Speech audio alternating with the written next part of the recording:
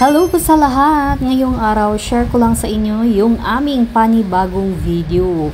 So, nangyari po ito last September 27, Friday. So, since half day lang yung mga bata, so, after pananghalian, naisipan namin na gumala dito sa bagong mall. Ito yung mall ng Philinvest Mall Dumaguete. So, bago siya. And then, yung Philinvest ay matatagpuan dito mismo sa Marina Town. Isang condo dito sa Dumaguete. So, dinalaw lang namin yung panibagong open na mall. So, nag-open talaga tong mall last September 26. And then, hindi kami nakagala since hindi pa natapos yung kanilang klase. So, binalak talaga namin na Friday na kami gumala dito. So, yung mall na to ay malapit sa dagat. So, nasa tabing dagat talaga siya.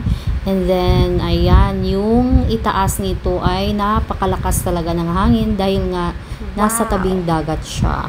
Kapag nandito ka sa itaas, makikita mo talaga yung view ng dagat. So, ngayon nandito na kami sa loob. So, ayan, may Salon de Rose. And then, sa unahan naman, mayroon siyang playground sa pambata.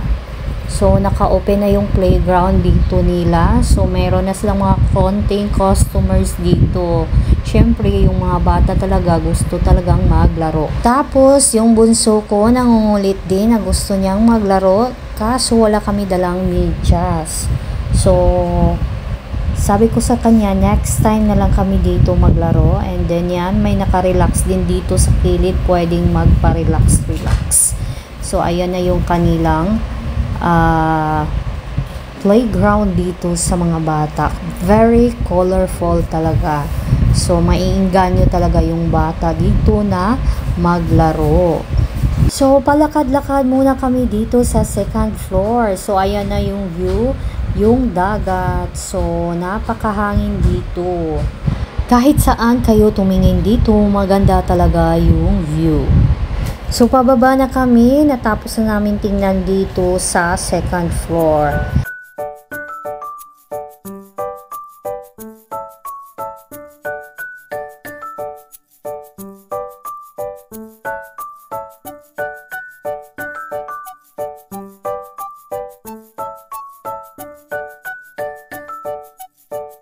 So, ngayon, bumalik ulit kami dito sa entrance kasi nga gusto nilang bumili ng popcorn.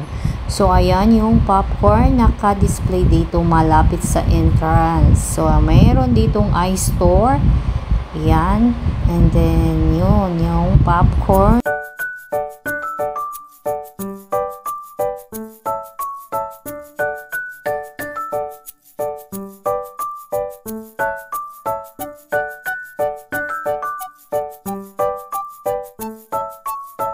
So, ayan, video muna tayo habang naglalakad. So, palabas na kami since natapos na kami dito.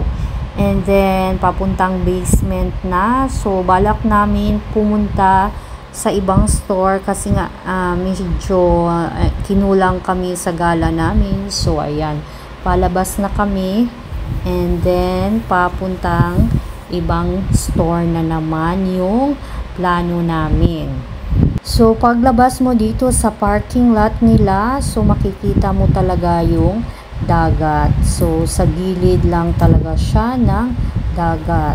So, ayan. Thank you for watching, guys. Bye-bye.